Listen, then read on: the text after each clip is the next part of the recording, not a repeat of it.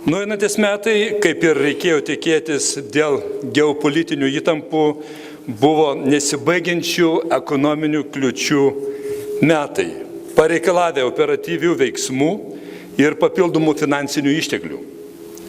Tačiau, vertindami šių metų 3 ketvirčių rezultatus, galima pasidžiaugti, kad nepaisant įvairių trukdžių, verslas stiprėjo, ekonomika augo. Statistika liudija, kad per metus darbuotojų skaičius išaugo 29,9 tūkstančių arba 2,6% ir per trečią ketvirtį paaugo 0,2 procento.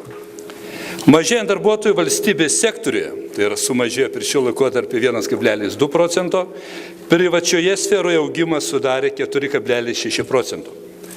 Trečią ketvirtį nedarbo lygis šalyje smuktelėjo 2,1 procentinio punkto iki 9,1 procento.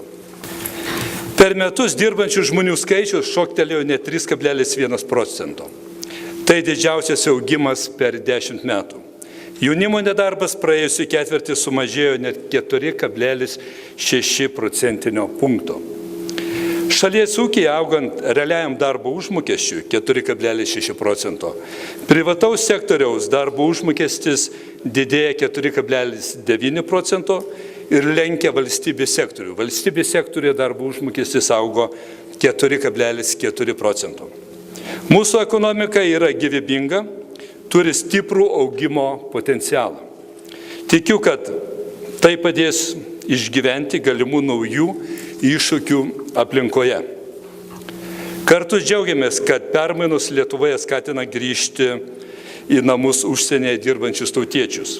2013 metų sugrįžusių Lietuvos piliečių skaičius padidėjo 9,3 procento, o šiemet sausio spalio mėnesiais į Lietuvą reemigravo 9,2 procento daugiau mūsų tautiečių negu per praėjusių metų tą patį laikotarpį.